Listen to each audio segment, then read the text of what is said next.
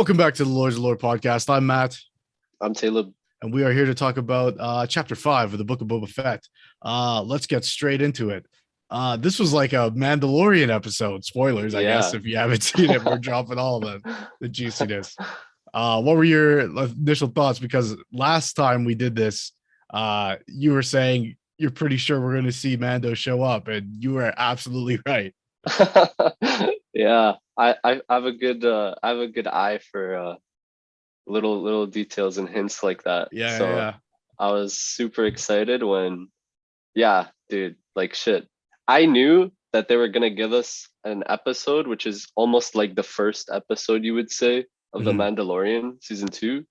I was thinking like sometime maybe in the summer before the actual season releases, Oh, but okay. I guess it just works better here. Yeah. Yeah, I Yeah, like and it's such a good way because like I know some people who like watched all the Mandalorian but haven't yeah. started Boba Fett yet for whatever reason, right? Maybe it's Mhm. like less appealing or like they were really just invested in Grogu. But now it's like now you have to watch Boba Fett Yeah, because it's like, oh, this episode is mainly just a Mandalorian episode. And I feel like if you skip this one, you'll be super confused when season 3 comes out. yeah, yeah, I But agree. obviously, our background right now, one of my favorite starfighters for the audio listeners, if you can't see, the N1 starfighter. Ever since episode 1, I've just loved this thing. The design is so sick. This is an artist I'll try to link to in the description, but this is like a tribute to Ralph McQuarrie, the Star Wars concept artist, original concept art of the N1. And to see the N1 the way we saw it, I'm skipping ahead a little bit, but I was Yeah, dude. geeking the fuck out. I was like, no way. When we get to that scene and she's like about to pull the flap off, I like, it looked like a pod racer. I was like, oh, I Yeah, don't do this. Don't fucking, yeah, oh, we're on Tatooine, so we got to go back to Anakin. I'm like, come on. And then it was the N1, and I was like, yo, it's the thing. I felt like that fucking meme of oh yeah. Leo DiCaprio, and Yeah. I was like, yeah, yeah. What were your thoughts on seeing this ship? Oh, dude, it was sick. It just gave me nostalgia. Yeah. I don't know if it, okay, because I remember having an art book that Mhm. kind of dissected all the ships. Yeah, yeah, I don't cross know if it sections. was, yeah, I don't know if it was after episode 1, but it was a long time ago. And I think I have so much nostalgia attached to that book and like Yeah. seeing this ship. So it was just awesome. Yeah, they totally like tore it apart basically. Yeah, it was Yeah. almost like they were showing us like the cross Yeah. section, especially with like the hologram showing us like where the part fits and Yeah, stuff. yeah, yeah. Yeah, it's Oh just yeah, that's a awesome. great point. Yeah, it's one of those books like really brought to life, I guess. Yeah, yeah. Yeah. It's just super nerdy, just for the fans, I guess. Yeah. Just Uh I wanted to bring up this. This is Shattered Empire, another comic book I'm talking about. okay. Um but there's a scene, really cool fan service. Now I just lost the page. But we actually get Princess Leia flying one of the N1s. And she has like this forced flashback to, yeah, that's her there. Sorry, audio listeners, a forced flashback to Darth Maul being in the hangar. Like she stands where he Oh, stood and like she sees his eyes for a brief minute just because like I guess that spot has like a lot of force energy or something. hmm, But seeing her like in that helmet that her dad wore, I guess, in yeah, episode 1, just a super cool fan service thing. And then again to see it here, I was like, oh man, I love that this ship keeps coming back. Uh yeah, Another one of the ships I played as in Rebel Strike more than I probably should have, because like this ship has no features. It's got like laser cannons and then like some missiles, and that's it. Anyways, let's get back to the beginning of the episode.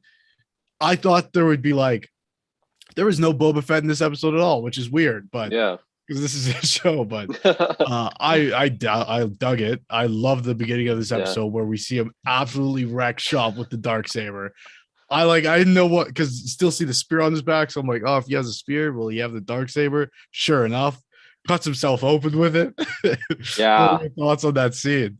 That was crazy. Yeah. Just like seeing his silhouette behind like the meat curtains or like meat like Yeah. fucking Yeah. and then he just pulls up and just seeing him like kind of be a savage again. Yeah. Because I don't know, just seeing him grow a bit, I thought he would kind of go a little softer. Yeah. But I guess just a reminder that like his situation, like he's kind of having to go back to like his roots almost, Yeah. and just do his thing and get it done. Yeah, it's like the absence of Grogu is really like he's just like, okay, now I can go back to murking fools. Yeah, and he went crazy. Man, when he chops the table in half, Yo, I was yeah. like, damn. He's Because like it looked like chops him in half, yo. because he stabs the guy first, right? Like in the chest. I thought like, you know, he gave him the whole I'll take you in more and more cold thing. I thought he was gonna be like, all right, like chill out. But sure enough, it throws him on the table and just I was like, damn. Super cool to see like live action Darksaber in the hands Yeah. of somebody who it feels right with. Because like Yeah. with Moff Gideon in the first 2 seasons, it was like, oh, I hate this guy. I wish Yeah. there was someone cooler wielding this thing. And sure enough, now we get it. But then you know he finds I don't even know what we'd call it. I think she called it the culvert or something. So there's only 3 of the Mandalorians left. And I guess he's one of them. But as soon as he was like, I can't even remember that character's name, but their last name was Vizsla. As soon as she said that, I was like, oh, it's about to be some shit. Because, you know, Pre Vizsla had the saber at one point, and then I think it's Tar Vizsla who actually made it. So I was like, oh, this motherfucker is going to be butthurt about this. I just know it. And sure enough, challenges him to like the one-on-one and loses. Yeah. What were your thoughts on like him reconnecting with the Smith and the other Mandalorian, I guess? I mean, I thought it was pretty cool. But for some reason, I feel like in a way they kind of did him dirty, but it's also their kind of religion, I guess, and their ways. Yeah. It was cool to see her again and have her forge something for Grogu. That was nice. Yeah, I wonder what it is. I wonder what it is. I don't know.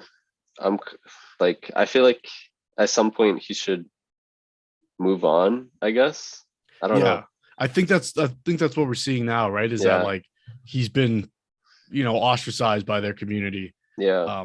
And I thought it was a cool way to do it, right? Where like they confront him about taking off his mask. And you know, we get from like Bo-Katan in season 2 of The Mandalorian that like his people are like zealots, like they're religious fanatics, and you know they don't. The rest of Mandalore doesn't really acknowledge them. They end up being right with like what was it, Night of 1,000 Tears or something. Oh yeah.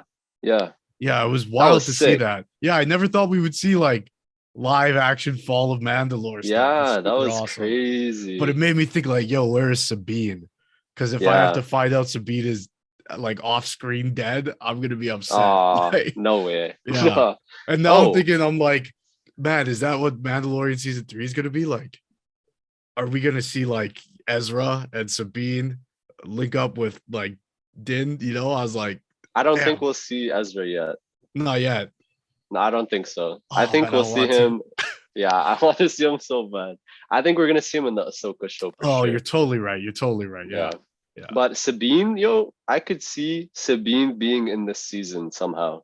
Oh man, I wonder. Like, I'm losing the timeline a bit, but I wonder if the Ahsoka we see in season 2 of The Mandalorian is before we see her at the end of Rebels. You know what I mean? Like when she shows up and she's like Gandalf the Grey and takes Sabine to find Ezra. I'm like, what if that's after what we saw her meeting the Mandalorian? You know what I mean? You think? I think it could, because she doesn't look the same at all. I don't know what the timeline might be there. Yeah, because I know like. Go ahead.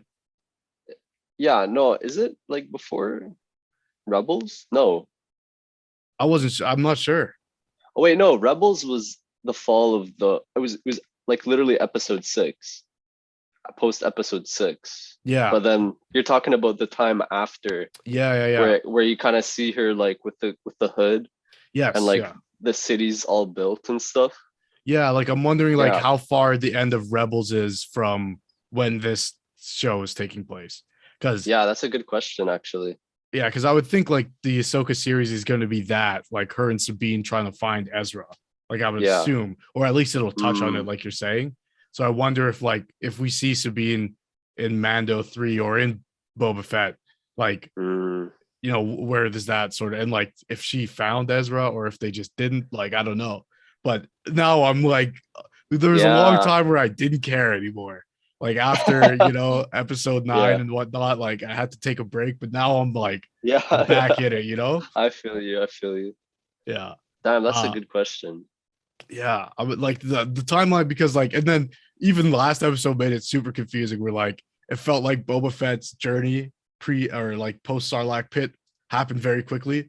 But then when he's Mm. explaining it to Fennec, he's like all those years ago, and I was like, wait, what? Like it didn't feel like that long, but Yeah. yeah. So I'm curious what the timeline is. They're always pretty cagey about the timeline anyway, so that they can Mm. plug different things in whenever they feel, Yeah. which I'm cool with now. I'm getting less attached to things being perfect, I guess. But Mm. anyways, let's jump back to this episode. So then we get him going to Tatooine. I was anxious for a bit that this episode was going to be about someone stealing his suitcase. Oh And like yeah, yeah, I dude. just hate when Same. shows do that where it's like Oh so my obviously god. going to be the And issue. it's such a Mandalorian thing Yeah. where like you just gets sidetracked by like the dumbest thing. Yeah. I was like, oh, come on, don't do this. So I was so happy and relieved when he gets to Yeah. Tatooine, and that's not the case. Yeah. So, and because we haven't talked about Mandalorian before, what do you think of this No, character? we I don't haven't. even know her name. Um, this Oh, with the Three the junker Stooges. kind of. Yeah, Yeah. yeah. I mean, Like, she's okay. I think I didn't like her too much the first time we seen her. mhm. Like I thought she was okay. Like, but I guess like now, I guess she's pretty cool. I like her function as a character, and I also like the actress. But Yeah. there's something about the character because she's with a bunch of droids, and Mando hardly Yeah. says anything, and so it's like she's forced to do the exposition, the Mm, dialogue, all the comedy, and it mm. just feels like, oh man, we're putting so much weight on this character to like be entertaining that like, and True. it's like it's not working. Some of the jokes are like, I dated a Jawa, they're furry. I'm like, I didn't want to know the lore of Yeah. Jawas through this character. You know what I mean? Yeah. It's just cringe, like, Yeah. and And then she says it again. yeah, Furry. yeah, yeah. uh, and I don't know, like, there's a story from like the original Star Wars Mm. where like Harrison Ford is yelling at George Lucas because he's like, you could write this shit but you can't say it because it's too like clunky, the dialogue. Oh. And even John Boyega on the set of Last Jedi, there's like a picture that Ryan Johnson like got commissioned of him like clutching his face and like screaming, and it's like John Boyega in the mystery of the biohexacrypt or whatever, and it's like a Yeah. reference to him messing up like all the specific technological dialogue and shit. And this episode was like chock full of that. I want to see Yeah. like the outtakes of this episode where they're like, yeah, the flux capacitor, blah, blah, blah, blah, blah. Because there were so many things that they said where I was like, the fuck is that? Like, I don't care. Look out. Like, Look oh, out. can the Jawas get me a blah, blah, blah, blah, blah? I'm like, The just, tetrahedron? Like yeah, a tetrahedron stick to yeah. It plug into was, my capacitor. Yeah, literally. she's like, oh, yeah, that's why I bypassed the flux navigator. I'm like, yeah, I don't care. Just No do it. cap. Like, it's cool to see them bond over like putting the ship together, but Yeah, it's just like so clunky that I feel like it lasted so long. Like it half did. this episode was just like a montage of them putting the ship together. Yeah. And then Uh, it finally got to the point where it actually turned into a montage. And I was like, yay, yeah. we're gonna like see what happens next. Oh man, that's funny. It's like just building up to the montage. You're like, fucking Yeah, just literally. put the ship together, man. Yeah. It felt like, when you get like a Lego set, I'm one of those people who like I organize all the parts by shape and size so that when Yeah. I put it together, it's like easier. Oh, I It don't just do felt, that. yeah, it just felt like the whole episode was watching somebody do that part, like Oh, not even yeah, assembling yeah, the yeah. Lego. Yeah. Yeah. Literally. But yeah, and then okay, so what do you think of when he takes the ship on the test drive? We obviously Mm, get like Beggars Canyon, we get like the classic like pod race sort of yeah. The pod cinematic, race fucking super track. cool. But then we Yeah. get like the interaction with like the X-Wing and the New Republic pilots. What were your thoughts on that? Seeing that character show back up? I mean, it was okay.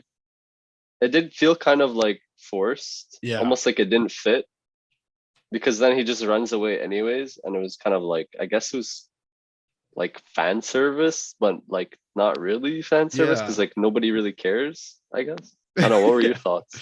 Yeah, like I like that actor. I think he's from Kim's Convenience, right? So it's cool to Oh see yeah, him like, yeah, and he was yeah, in season 1 and 2, I think. And it feels like they already had an interaction like this where yeah. he like, hey, were you that guy? And I feel like they've Was it already, season 2? yeah, like I because he's in the episode where they blow up that base, like, or the prison that he's on. But then I think Oh he's also in the yeah, episode where he gets stuck in like the the ice. the ice planet. Yeah, And they already have sort of like a moment where they're like, yeah, you scratch my back, I scratch yours. And yeah, then this one, it was just like, oh, we're doing this again? Like, haven't we yeah, done this already? Like, yeah. That's what I felt like. Yeah, yeah. And then it turned out to be nothing. It was just like, yeah, hey, I might know who you are. And he takes off. It was just like, why do we have this in here? yeah. I don't. Yeah, I thought it was kind of unnecessary, to be honest. It just didn't feel like, yeah, like how you said it. I don't know if we needed it. Yeah. You know? Or at least I don't know if we needed it to be that same character. Like Yeah, like the whole galaxy and the whole New Republic, you keep running into this one guy. Like, you know what I mean? Like, it doesn't matter where you go. Like, this guy's always going to be there to be like, hey, I think hey, we've met before. are you the guy? Yeah. And then obviously we get, him meeting up with Fennec and being like, Boba Fett needs you for some muscle. It's on the house type of thing. So, what are your thoughts on that sort of meeting? And then what do you think is going to happen in the coming episodes? I thought it was dope. I thought it was nice to see them like meet again. Yeah. It's always nice seeing like Mando see his old friends, Yeah. and I thought it was pretty cool. Yeah, I like that interaction. Um, Next episode, how many episodes are there? Is it 8 or 7? I think it's 7. 7. Yeah. Yeah, okay. Because I know Dave Filoni's directing the 7th episode. Oh, okay. Well, there we go. That's where Sabine shows up. That's where we see a Filoni character. Yeah. It's either gonna be Bo-Katan or Sabine is my guess. I honestly hope it's not Bo-Katan. I want to see a new character. Yeah, I love Bo-Katan, but yeah, I need to see some juice. Yeah. Oh man, and Sabine always has the coolest armor. I'm just like, Oh, what's it dude. gonna look like now? Do you think we'll actually see her though this season? Maybe I'm kind of not. like, Yeah. I'm If kind of like not maybe here, not. then Mando 3, and then if Yeah, not Mando 3, then definitely Ahsoka. But Ahsoka at for some sure. point, Yeah. and I even want I want the voice actress to play her because she's a great actress. Yeah. They look like similar enough. I think it'd be cool to get some more people of color representation in Star Wars. Yeah. Yeah, but yeah, I wonder like for aging and stuff like that, who they'll have. But it'll be weird for me. Like it was weird seeing someone else besides Ashley Eckstein play Ahsoka. Yeah. Like just the voice, and it's Rosario Dawson who I love. So, I sort of let it go. But like the more and more we get to turning these animated characters into live action characters, I hope we get Me at least too. a few that are the same people, Me too. Especially her being so connected with the character. It was kind of Yeah. sad seeing like Yeah, it they didn't even was. like hit her up.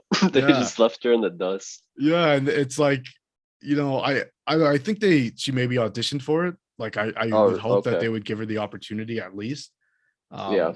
But yeah, it's sad that a lot of people's first interpretations of Ahsoka is always going to be Rosario Dawson, which isn't wrong. Like she's a great actress, like I said, but Yeah. it's just sad note to end on, I guess. But Yeah. yeah. One person I also want to see reprise their character from being a voice actor is Grand Admiral Thrawn. Yes. Because Yeah. the actual actor actually kind of looks like Thrawn. I think He's pull it off. Mads Mikkelsen's brother, Lars, right? I think I think so. That would be sick. And that's another place Ezra might show up or alongside Thrawn. I haven't read the Ascendancy books yet, so I'm not sure what that's all about. But that would be sick as well. Yeah, I'm waiting for a cringe part in the next episode where somebody pulls the Nemoidian fucking cheesy line from Phantom Menace, and then you'll see like a scene of like Mando and Boba Fett, and it'll be like, "There's two of them now," and you'll be like, "Fuck," just for the fan service, you know? That would be funny. Yeah. But yeah, I think that'll do it for us here for our chapter 5 review. We'll be back next week to do chapter 6. Where can people find you online if they want to talk Star Wars or see some of your art? Taleb Shukair on Instagram, T Shukair on Twitter, and you can come check me out at Mercer Warehouse. I got a store. Nice, right on. Come by. For people who want to check more of the Lords of Lore, you can find our main show every Tuesday, and some more reviews for shows and stuff like that all over the channel. Give us a subscribe, hit like on this video, and hit that notification bell or whatever. Do all the YouTube things. As always, I'm Matt. I'm Taleb. And we are the Lords of Lore.